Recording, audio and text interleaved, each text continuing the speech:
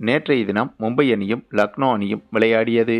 இந்த போட்டி தொடங்கி முதலில் பேட்டிங் செய்த லக்னோ அணியில் வழக்கம் போல ரிஷப் பண்ட் மட்டுமே சொதப்பியிருந்தார். மற்றபடி Mitchell Marsh, Markram, David Miller போன்றோரின் சிறப்பான அதிரடியால் 20 ஓவர்கள் முடிவில் 203 ரன்கள் எடுத்திருந்தது லக்னோ அணி.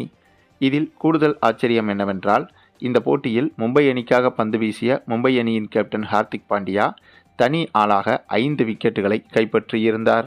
அதுவும் இவர் வீழ்த்திய 5 விக்கெட்டுகளுமே முக்கியமான நேரத்தில் முக்கியமான விக்கெட்டுகளை வீழ்த்தியிருந்தார். ஆனாலும் கூட மற்ற பவுலர்களின் பந்து வீச்சு அந்தளவுக்கு எடுபடாததால் லக்னோ அணி 203 ரன்கள் வரை எடுத்துவிட்டது. பின்னர் இதனை சேசிங் செய்ய களமிறங்கிய மும்பை அணியில் ஆரம்பம் முதலே விக்கெட்டுகளை இழந்து திணற ஆரம்பித்தது. சூரியகுமார் யாதவ் மற்றும் நமந்தீர் உள்பட 2 வீரர்கள் மட்டுமே சிறப்பாக பேட்டிங் செய்தனர். மற்றபடி கடைசி சமயத்தில் ஹார்திக் பாண்டியாவும் ஓரளவுக்கு சிறப்பான பேட்டிங்கை வெளிப்படுத்தியிருந்தார். அதுவும் ஒரு கட்டத்தில் 19வது ஓவரின் போது 23 ரன்கள் எடுத்து களத்தில் விளையாடி கொண்டிருந்த திலக் வர்மாவை ரிட்டையர் அவுட் ஆகி வெளியே அனுப்பினார் ஹார்திக் பாண்டியா.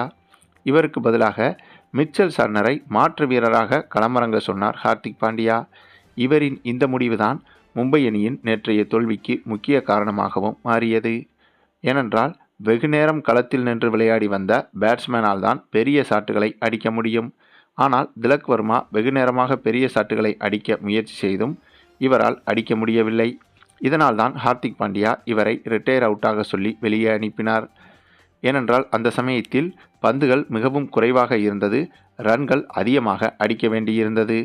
பின்னர் திலக் வர்மாவுக்கு பதிலாக களமிறங்கிய மிட்சல் சார்னரும் பெரிய ஷாட்டுகளை அடிக்காமல் பேட்டிங் செய்ய வந்தவுடனே சிங்கிள் ரன் எடுத்து கொடுத்து இவரும் ஏமாற்றினார். இதனால் கடைசி ஓவரில் 22 ரன்கள் எடுக்க வேண்டும் என்ற கடினமான சூழ்நிலையில் இருந்த மும்பை அணி இறுதியாக போராடி தோல்வியை தழுவியது. மேலும் இந்த தோல்வி மூலமாக தொடர்ச்சியாக 3 தோல்விகளை சந்தித்துள்ளது மும்பை அணி. ஆகவே இந்த இடத்திலிருந்து இதற்கு பிறகு மும்பை அணி பிளே ஆஃப் செல்லும் என்பது கிட்டத்தட்ட சாத்தியமே கிடையாதுங்க. அதுவும் இந்த ஹார்திக் பாண்டியாவின் கேப்டன்சியை வைத்துக்கொண்டு மும்பை அணியால் இனிமேல் பிளே ஆஃப் செல்வது என்பது மிக மிக கடினம். இது தெரிந்ததால் தான் என்னவோ நேற்றைய தினம் இந்த போட்டி முடியும் போது மும்பை அணியின் வீரர்கள் நிறைய பேர் கண்கலங்கி அவர்களது சோகத்தை வெளிப்படுத்தி வந்தனர்.